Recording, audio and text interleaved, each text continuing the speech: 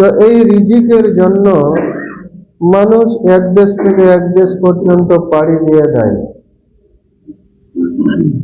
এই আহার যোগাবার জন্য কেউ চাকরি করে, কেউ ব্যবসা বাণিজ্য করে, কেউ লেবারি করে, কেউ ভিক্ষাবৃত্তি করে, ইত্যাদি ইত্যাদি কাজে আমরা লেগে থাকি।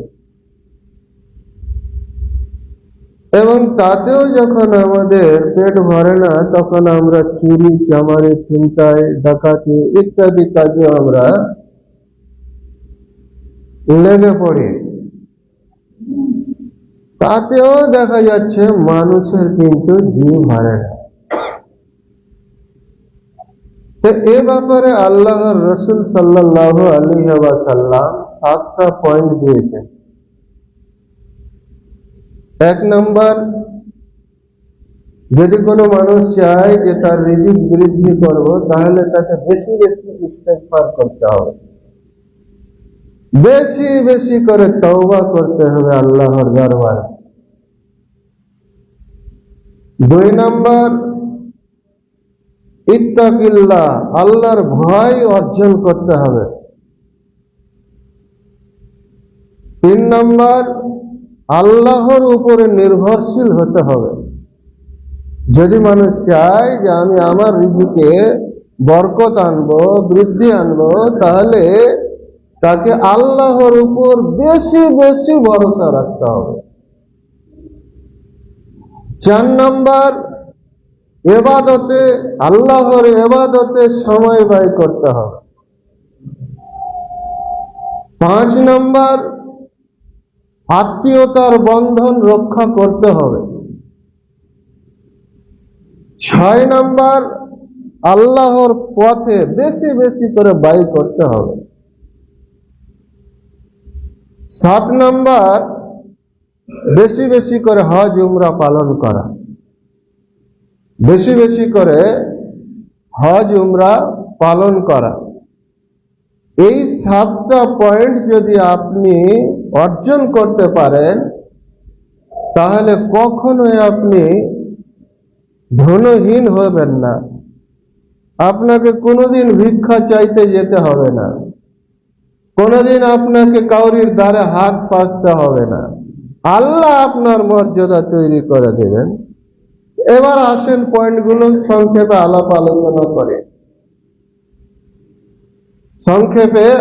আলোচনা করে। একদিন নূহ আলাইহিস সালাতু ওয়াস সালাম তার কওমকে বললেন যে, হে আমার জাতি, তোমরা বেশি বেশি করে আল্লাহর ইবাদত করো, আল্লাহর কাছে তওবা করো, তাহলে আল্লাহ ইরসিলিস সামাআ, আল্লাহ তোমাদের জন্য বেশি বেশি করে রহমতের বৃষ্টি নাজিল করবেন আকাশ হইতে। আর যদি তোমরা তওবা বেশি বেশি করে করো, তাহলে মনে রাখো, ইন্নাহু কানা গফফারা, ইন্নাহু কানা গফফারা, আল্লাহ অতি ক্ষমাশীল, বড়ই ক্ষমাশীল। কিন্তু তার কওম মানতে রাজি হয়নি। অবশেষে সকলকে আজালিম মুসাম্মা, নির্দিষ্ট টাইমের আগেই মৃত্যুবরণ করতে হয়। সকলকেই, যাদের মৌত আসার কথা ছিল না, কিন্তু মৃত্যুবরণ করতে হয়েছে। সকলকে প্লাবিত করে দেওয়া হয়েছিল। মানুষ গাছের উপরে চড়ে নিয়েছিল, পাহাড়ের উপরে অবস্থান করেছিল, কোথাও গিয়ে বাঁচতে পারেনি। সব মানুষকে আল্লাহ রাব্বুল আলামিন ধ্বংস করে দিয়েছিল। তাই নূহ আলাইহিস সালাতু ওয়াস সালামকে দ্বিতীয় আদমও বলা হয়। এমন ভাবে জনসমাগম শেষ হয়ে গেল যে দেশে আর কাউকে খুঁজে পাওয়া যায় না, কাউকে খুঁজে পাওয়া যায় না, সব শেষ। যেদিকে তাকায় শুধু মাঠ আর মাঠ। কোথায় গেল তাদের বাড়িঘর, কোথায় গেল তাদের পশু, কোথায় গেল তাদের সম্পদ, সব যেন একটা নাস্তা নাবুদ হয়ে গেল। আল্লাহর রাসূল সাল্লাল্লাহু আলাইহি ওয়াসাল্লাম তিনি তার উম্মতকে বলতেন, তোমরা বেশি বেশি করে তওবা করো, ইস্তেগফার করো। ফাসাব্বিহ বিহামদি রাব্বিকা ওয়াস্তাগফির ইন্নাহু কানা তাওয়াবা। আল্লাহ বলছেন, বান্দা তোমরা বেশি বেশি করে তাসবিহ তাহলিল করো, বেশি বেশি করে ইস্তেগফার করো। এখন যদি আমরা ইস্তেগফার করি তাহলে কি বলবো? আমাদেরকে মনে রাখতে হবে, প্রথমে শর্টকাট আস্তাগফিরুল্লাহ, আস্তাগফিরুল্লাহ, এইটা 1 নাম্বার ইস্তেগফার। 2 নাম্বার আস্তাগফিরুল্লাহ আল্লাযী লা ইলাহা ইল্লা হুয়াল হাইয়ুল কাইয়্যুম ওয়া আতুবু ইলাইহি। আস্তাগফিরুল্লাহ আল্লাযী লা ইলাহা ইল্লা হুয়াল হাইয়ুল কাইয়্যুম ওয়া আতুবু ইলাইহি। 3 নাম্বার ইস্তেগফার কি? আল্লাহুম্মা আনতা রাব্বি লা ইলাহা ইল্লা আনতা খালাকতানি ওয়া আনা আবদুকা ওয়া আনা আলা আহদিকা ওয়া ওয়া'দিকা মাস্তাতাতু ওয়া আউযু বিকা মিন শাররি মা সানাতু আবু লাকা বিনি'মাতিকা আলাইয়া ওয়া আবুউ বিযামবি ফাগফিরলি ফাইন্নাহু লা ইয়াগফিরুয যুনুবা ইল্লা আনতা। তারপর আর কি ইস্তেগফার আছে? সুবহানাকা আল্লাহুম্মা ওয়া বিহামদিকা, সুবহানাকা আল্লাহুম্মা ওয়া বিহামদিকা ওয়া আতুবু ইলাইকা। তো ব্রাদার মিল্লাত, অনেক ইস্তেগফার আছে, আপনাকে করতে হবে। তাই আমাদের প্রিয় নবী হযরত মুহাম্মদ সাল্লাল্লাহু আলাইহি ওয়াসাল্লাম দিনে 100-এর অধিক ইস্তেগফার করতেন।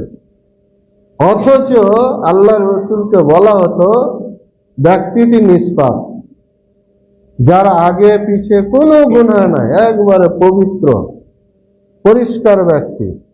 সে যদি 100-এর ঊর্ধ্বে ইস্তেগফার করতে পারে, তা আপনি আমি কি, আমরা কি? তাহলে আমাদেরকে কত লেগে থাকতে হবে। তো মানুষ আজকে আল্লাহকে বলে ভুলে গেছে, শুধু আপন আপন কর্ম ব্যবস্থায় দড়িয়ে বেড়াচ্ছে। এমনকি তারা এতটুকুও ভুলে গেছে, আমি যে কর্মতে গেলাম সেই কর্মটা আসলে কি, হালাল না হারাম, না অন্যায় না ন্যায়, কোনটা, এটুকু মানুষ ভুলে যাবে। এইরকম যখন মানুষ ভুল করবে, আল্লাহ তাআলা বলছেন যে সে যতই চেষ্টা করুক তার রিজিকে বৃদ্ধি পাবে না, সে রিজিকে বৃদ্ধি পাবে না, শুধু খাই খাই খাই খাই করতে করতে জীবন শেষ হয়ে যাবে, লাভবান হতে পারবে না। তো ব্রাদার মিল্লাত, এই হচ্ছে ইস্তেগফার। আমাদেরকে বেশি বেশি উঠতে বসতে চলতে ফিরতে আল্লাহর দরবারে নিজের কৃতকর্মের ইস্তেগফার করতে হবে। 2 নাম্বার তাওয়াক্কালতু আলাল্লাহ, আল্লাহর উপরে খুব ভরসা রাখতে হবে। আল্লাহর রাসূল সাল্লাল্লাহু আলাইহি সাল্লাম তিনি বলছেন, ও আমার সাহাবীরা, তোমরা দেখেছো সকালবেলা সেই পাখিগুলোকে ভোরের সময় উঠে আর কিচির মিচির ডাক করে, আর ওই কিচির মিচির ডাক করতে করতে বাসা থেকে বেরিয়ে গেল, আদৌ জানে না কোথায় গিয়েছে পেটটা ভরবে।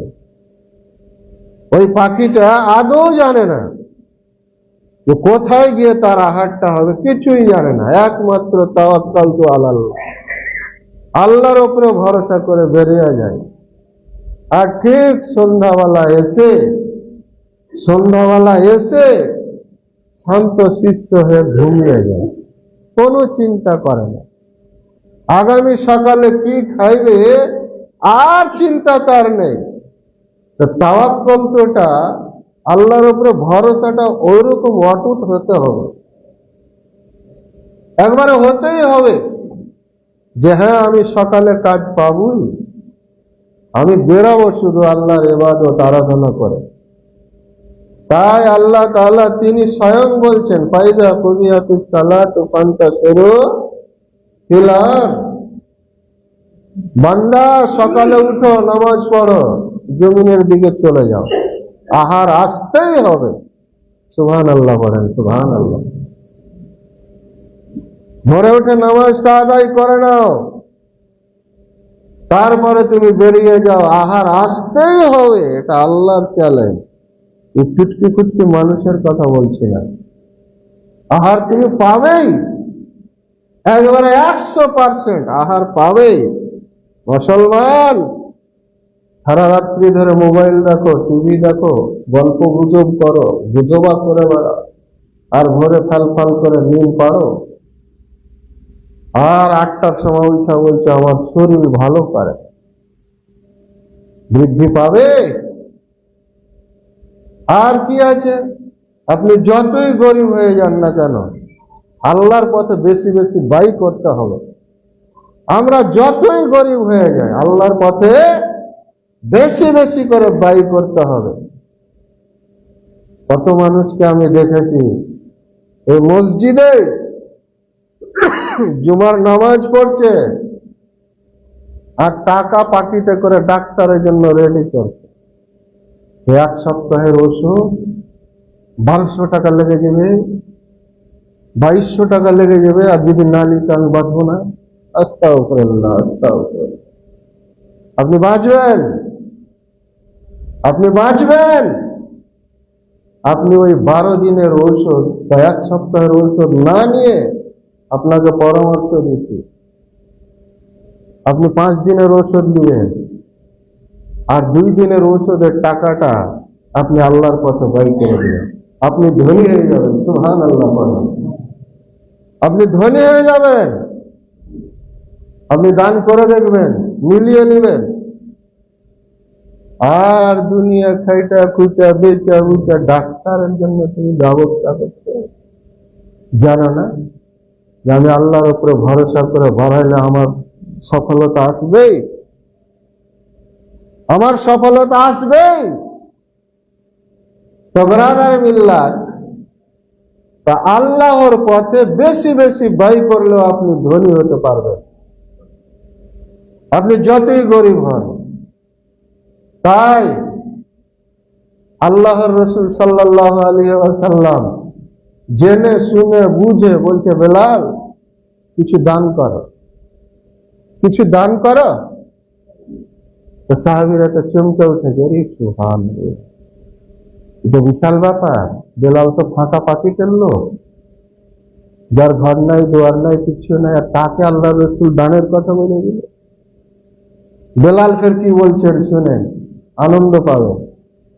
ইয়া রাসূলুল্লাহ, ইয়া হাবিবাল্লাহ, কিছু না থাকতে পারে, নামটা তো আপনার মুখ থেকে এসছে, তাহলে আমার কাছে একটা জিনিস আছে জান দেওয়া, সেটা হলো লোহার আংটি, ওইটাই দিয়ে দিলাম, একবারে ক্লিয়ার। আর আপনার পকেটের সাথে সাথে টাকা থেকে আপনি দান করেন না, ধনী হওয়ার আশা, বড় লোক হবেন এর আশা করছেন, দেশ চালাবেন এর আশা করছেন। তওবা করেন, যে নতুন ভাবে ফিরে আসেন। আর কি, আপনাকে ইবাদতে বেশি বেশি সময় দিতে হবে। বেশি বেশি সময় দেওয়ার অর্থ এ নয় যে ভোর রাত্রে চলে আসা আর মসজিদে খালি উজু করার নামাজি পড়ে চলে যায়, এ না। একবারে টাইমে আসো আর বেরিয়ে যাও, সময়ে এসো, বেরিয়ে যাও, আপনি ধনী হবেন। আপনার অভাব কিছুই থাকবে না দুনিয়াতে, যতই যে করুক আর মানুষ যতই যা বলুক, একটুকু অভাব থাকবে না। আপনি অভাব মুক্ত লোক হতে পারবেন।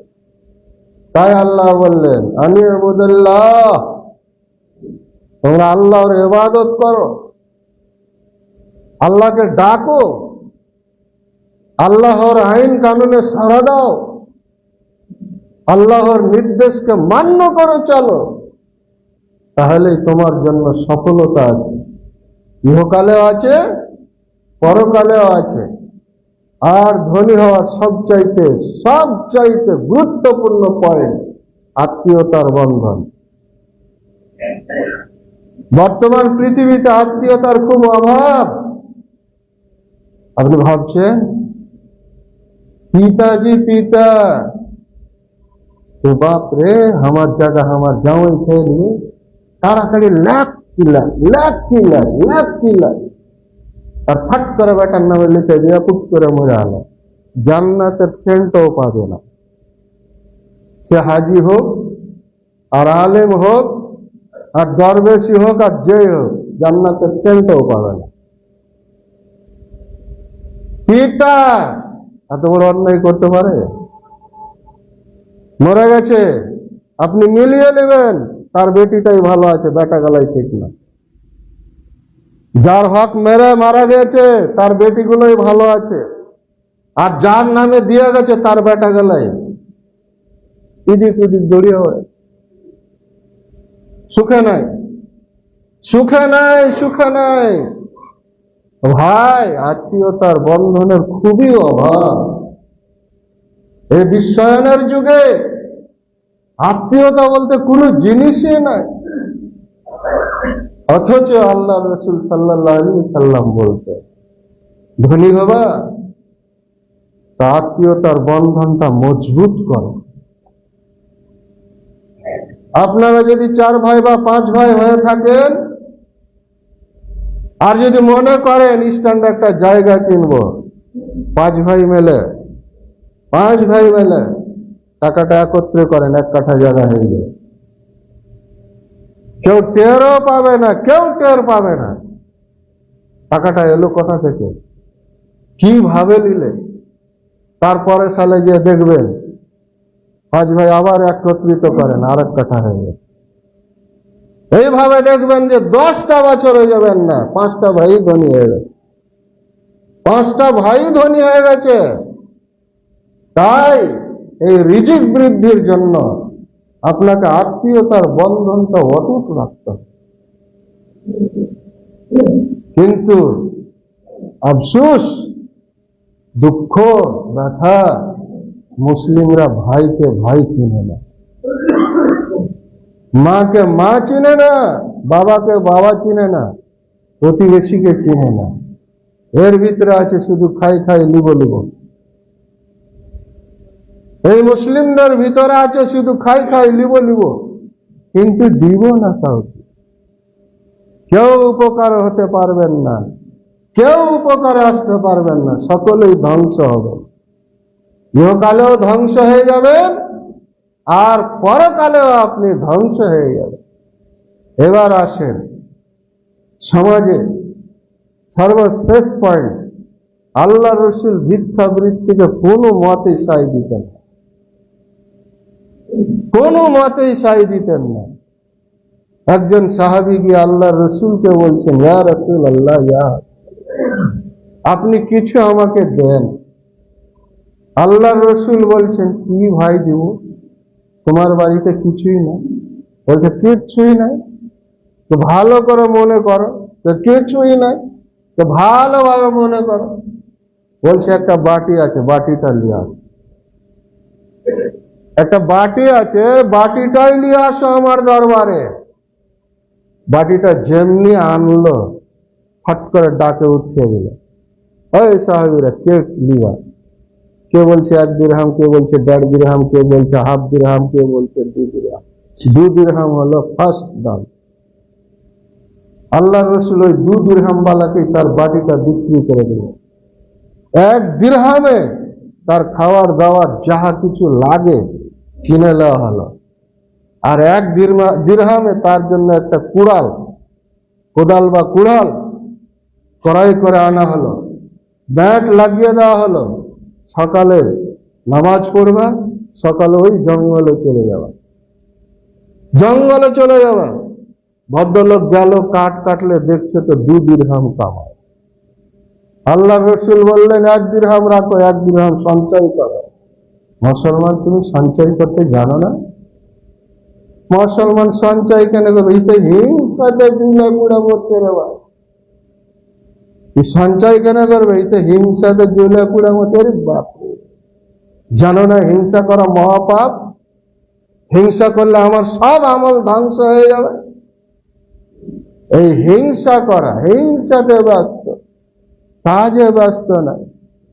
আল্লাহ রসুলকে 1 মাসের মধ্যে ওই ভদ্রলোক রেজাল্ট দিয়েছিল। আল্লাহ রসুল, আমি খুবই সুখী, খুবই সুখী। সুবহানাল্লাহ পড়েন, সুবহানাল্লাহ। তো কে বুঝাইছে হাদিসটা থেকে? হাদিসটা থেকে কে বুঝাচ্ছে যে আপনাকে কর্মের ব্যবস্থা করে দিতে হবে। মানুষ অসহায় থাকলে আপনার কাছে আসবে, হাত পাতবে, কিন্তু আপনাকে চেষ্টা করতে হবে আর ব্যবস্থাটা করে দেয়। ভিক্ষা করার ব্যবস্থাটা করে না দেয়, যেটা একটা কোনো কাজে লাগা যায় কি। এই চিন্তাধারা আল্লাহ রসুলের ভিতরে ছিল, তার সাহাবীদের ভিতরে ছিল, তার তাবেঈনদের ভিতরে ছিল। তাই বিশ্ববাসী টেরও পেত না যে মুসলিম সমাজে ভিক্ষা। আর আজকে আমরা ভাই সেই দিকে নাই। এবার শেষ কথা বলে এটি করছি, হাদিসটা ভালোভাবে লক্ষ্য করে। আল্লাহ রসুল সাল্লাল্লাহু আলাইহি ওয়াসাল্লাম দাঁড়িয়ে আছে, একজন মহিলা এসে বলছেন, ইয়া রাসূলুল্লাহ, ইয়া হাবিবাল্লাহ, আমার বাড়িতে ডেলি মুসাফির নিয়ে আসে আমার স্বামী, কিন্তু আমি এতটা সামাল দিতে পারি না, তাই মুসাফিরটা যেন কমিয়ে দেওয়া হয়। আল্লাহ রসুল শুধু শুনলেন, শোনার পরে বললেন যে মহিলা, তুমি বাড়ি যাও, যা বলার আমি তোমার স্বামীকে বলে দেবো। চলে গেল, কোনো নাই, গন্ডগোল না, চলে গেল। তার স্বামী যখন আসলো বলল যে তুমি তোমার স্ত্রীকে বলে দিও আগামী কালকে আল্লাহ রসুল তোমার বাড়িতে মেহমানদারি করবে। আল্লাহর রসুল তোমার বাড়িতে মেহমানদারি করবে, মেজবানি করবে। মেয়েটা যখন শুনলো খুব খুশি হলো যে আল্লাহর রসুল আসবে। যতদূর তার পক্ষে সম্ভব আপ্যায়ন করলেন। আল্লাহর রসুল যখন ওই বাড়ি থেকে বেরিয়ে গেলেন তখন বললেন যে আমি যে গেট দিয়ে তোমার বাড়ির গেট দিয়ে বের হবো ওটার দিকে তুমি লক্ষ্য করবে। মহিলা লক্ষ্য করলেন, তার স্বামী লক্ষ্য করলেন, বাড়ির ভিতর থেকে যত ধরনের বিপদ আপদ আছে সব যেন আল্লাহ রসুলের পিছে পিছে বেরিয়ে যাচ্ছে। এমনকি বিষাক্ত সাপ বিচ্ছুগুলো বেরিয়ে যাচ্ছে, সব বেরিয়ে গেল। মহিলা খুব খুশি হলেন যে আপ্যায়ন করলে বিপদ কাটে, আপ্যায়ন করলে অসুখ বিসুখ দূর হয়, মানুষের সেবা দিলে নিজে সুস্থ থাকা যায়। মুসলমান, সব ভুলে গেছো, সব হাদিস ছেড়ে দিয়েছো, তারপরে তুমি শুধু ডাক্তারের বাড়ি ঘোরাঘুরি করো। এখনি যদি বলি আপনাদেরকে যে মসজিদের কোটাতে 100টা টাকা ফেলো, বাড়াবে না, বাড়াবে না। এটা হাদিস কোরআন ছেড়ে দিয়েছে। আর ওই লোক অন্য জায়গায় দিয়ে 100 টাকা বাহির করে দেবে। তো ব্রাদার মিল্লাত, আল্লাহ রাব্বুল আলামিন যেন আমাদের সহি পথে চলার তৌফিক দান করেন। আল্লাহুম্মা আমিন সুম্মা আমিন। ইয়া আইয়ুহাল্লাযীনা আমানু ইয়া সালাতু ওয়া জামাআ ফাসাউ ইলা যিকরিল্লাহি ওয়া যারিল বাই'আ যালিকুম খায়রুল লাকুম কুনতুম তা'লামুন। فإذا قضيت الصلاة فانتشروا في الأرض وابتغوا من فضل الله واذكروا الله كثيرا لعلكم تفلحون. فإذا رأوا تجارة أو لهوا انفضوا إليها وتركوك قائما قل ما عند الله خير من اللهو ومن التجارة والله خير الرازقين. اللهم صل على محمد وعلى آل محمد كما صليت على إبراهيم وعلى آل إبراهيم إنك حميد مجيد اللهم بارك على محمد وعلى آل محمد كما باركت على إبراهيم وعلى آل إبراهيم إنك حميد مجيد سبحان ربك رب العزة عما يصفون سلام على المرسلين والحمد لله رب العالمين.